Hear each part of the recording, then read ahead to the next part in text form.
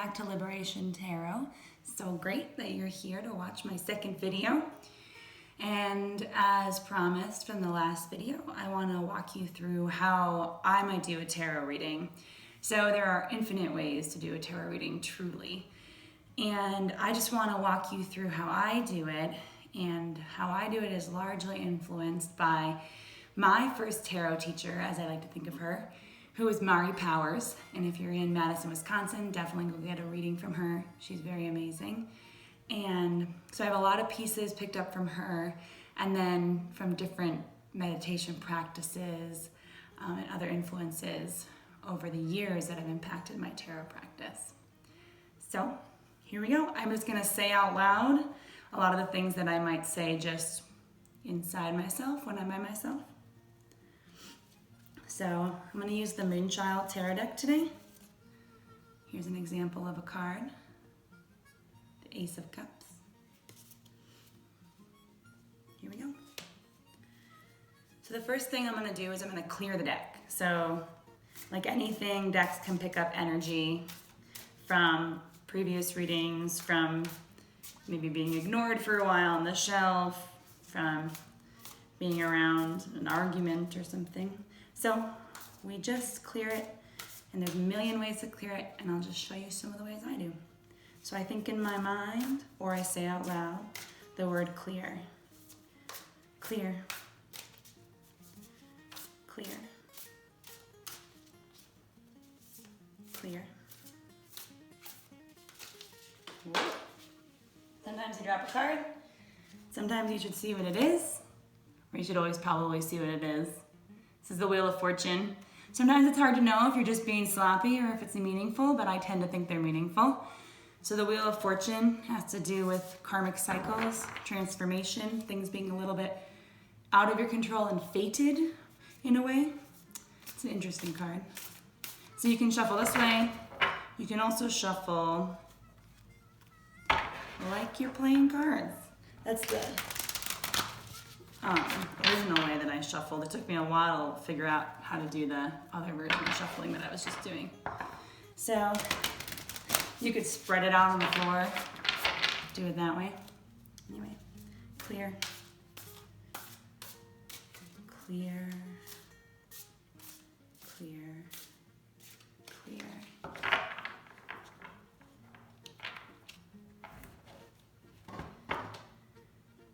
I'm imagining gold light entering my head from the very top and filling my whole mind and skull. Imagine a little sphere, a golden sphere in the center of your mind. Let that gold light grow larger. Let it push out all the remnant thoughts, all the gunk hanging out in your mind.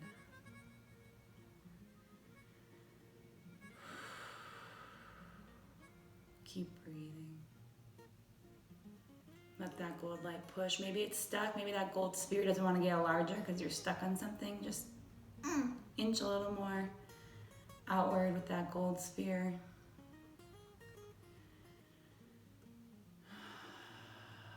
Until the gold sphere is pushed all the way out. It's all inside your head and all outside of it. And then bring that gold sphere back in to a nice manageable, small ball shape. Like a small tennis ball, or maybe like a ping pong ball somewhere in the middle. And let that gold light sink down through your throat, your heart, your solar plexus, down through your diaphragm, into your sex organs, and down all the way to your root at the base of your spine, through your thighs, knees, and your calves and your feet. And imagine coming down from your feet long roots or cords. And imagine those roots and cords coming down from the base of your spine, from your root chakra. And those roots go down deep all the way to the center of the earth, accessing a deep knowing and a deep groundedness. Now imagine the gold light starting at your shoulders, running down your arms, into your forearms, and then into your hands, and surrounding and filling your cards. Clearing the cards, honoring the cards.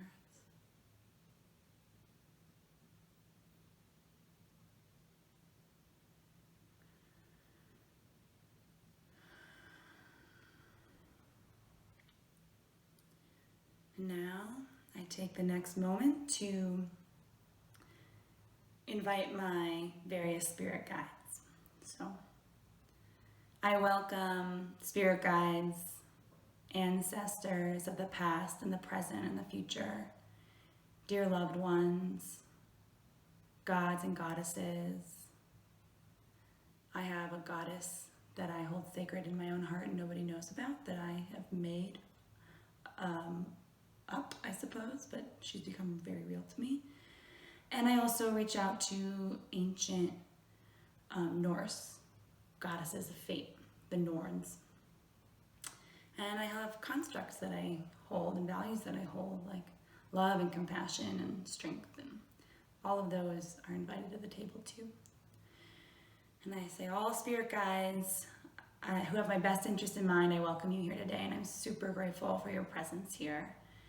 And I invite you to provide the information that I seek, and I aim to listen with my whole heart and learn from your advice and wisdom, and to learn from the inner wisdom within me.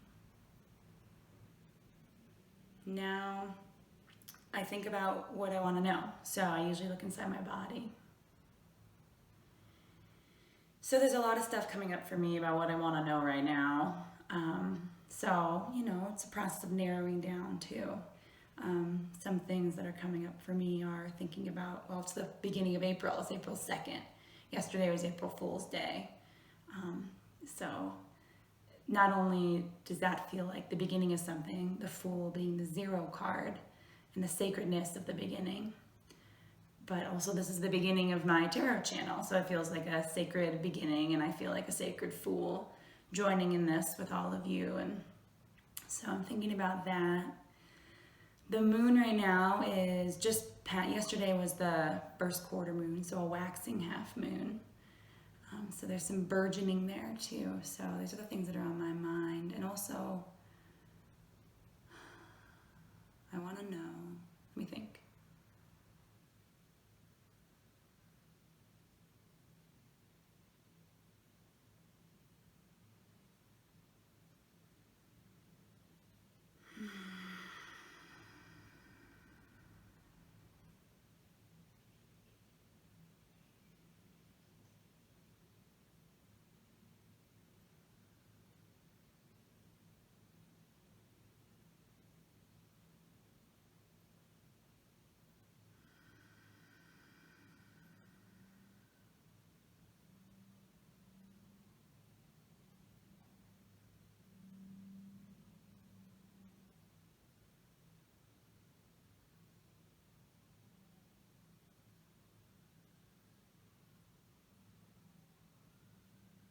Okay, so I'm going to do a 3-card spread.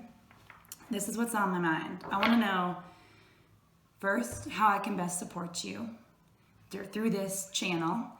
Second, what you can learn from this channel and from me. So first is how I can support you. Next is what you can learn and take away from this channel. And the last is what I can learn from this process. So me supporting you, how I can do that. You learning from me, what you can pick up. And then what I'm going to learn. So it's me giving, you receiving, and then me receiving back.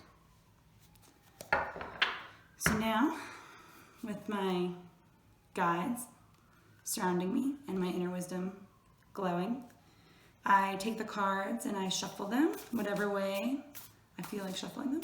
This tends to be the way I do it these days. And I just focus on the questions at hand. So I want to know, how can I best support these viewers that are so generously sharing their time with me? What can the viewers of this channel learn from their time with me? And what can I learn from this process of having this channel? So again, that's how can I best support my viewers? What takeaways will they have? What will they learn from this channel? And what will I learn through this process?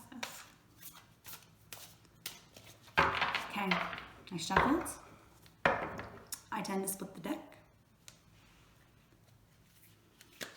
I try to usually have just no mind, best that I can in that moment when I split the deck. All right, let's see what we get. How can I best support you? I got the Magician reversed. What can you pick up from this channel? Queen of Wands. Oh, that's fiery. And then what can I learn from this channel in this process? Temperance reversed. So first, for how I can support you, I pulled the Magician, number 1. And I pulled it reversed. So I guess first we should talk about reversals. Reversals can mean a lot of different things, and I really do believe it comes down to your intuition, what that reversal is going for. So it could mean that the energies of that card are so exaggerated that there is some negative imbalance with it. It could mean that it's the total opposite of the energy of the card. It's completely lacking. It could mean that you're sort of just on the verge of it and it's just not quite there. You need to kind of push it a little more, believe in it a little more. So in this circumstance, what I'm seeing and reading at this card is that for this to work, for us to really be able to work together, for me to support you and for you to get the support from me, we all need to believe in our magic. Because the Magician, number 1 in the Major Arcana, is all about magic and power and believing that you actually have all the elements you need at your disposal. That you are powerful and you are here. So in the Major Arcana, in the Wheel of Life, the Fool, the 0 card, starts their journey, and this is the first archetype, the first character they meet on the way, helping them learn about their own magic and believe in their own magic. So if we're gonna work together, we gotta know that we are powerful. Don't block ourselves from that magic. We can turn this into this together.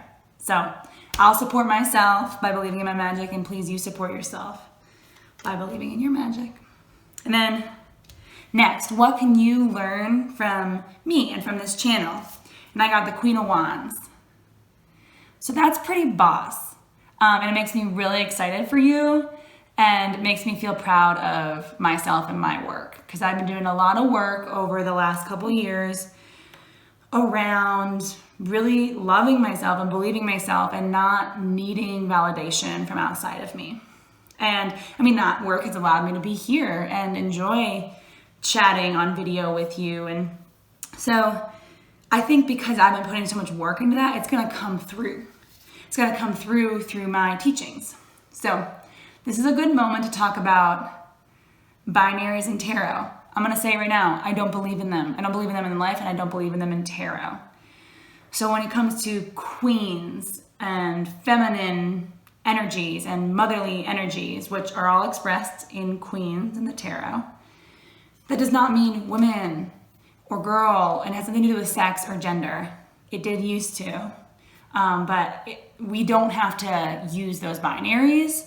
We can see them as constructs. So with the language that we have, we describe nurturing and intuitive energies as motherly or queenly. If we lived in a totally differently constructed world, we might not call that feminine at all. Those are the constructs we currently have. So when I work with feminine energies, those are some of the things I might be referring to, whereas a king would have a more masculine energy, something maybe a more authoritative and more disciplined. That doesn't mean I think men are more disciplined then women are always more intuitive than men. It just doesn't.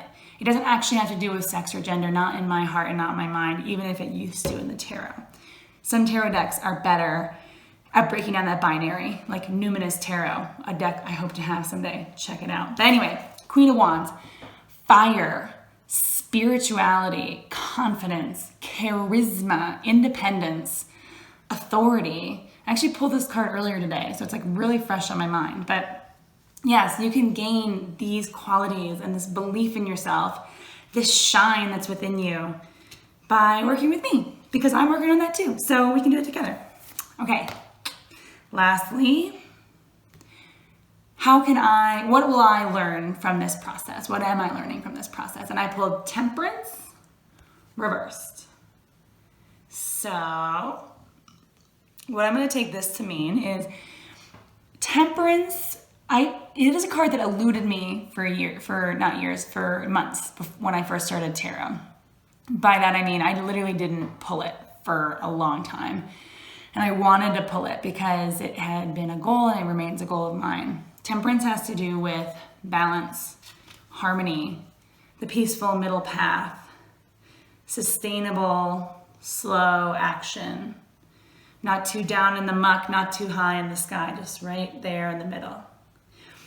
And historically, when I was a young person, a teenager especially, I was really erratic and excited, and I started a lot of projects and didn't finish them. Some of that is that like Libra energy in me. And over the years, I've really built up a lot of skills to be able to sustain projects, to sustain passions, and learned about how to do that. So I think what I'm reading from this card is I'm going to be learning about how to, calm down so that I can do this channel in a long-term way. So don't post too often, so that I don't overwhelm myself or put too much pressure on myself. If I get negative feedback, don't read into it too much. If I get jitterbugs because I'm, nervous about being on camera, like I'll learn to cool that off. And just generally approaching this with the mindset that that's an opportunity for me to learn balance and sustainable action. And it's also a card about alchemy. So using, the different elements I have to weave together something powerful but sustainable.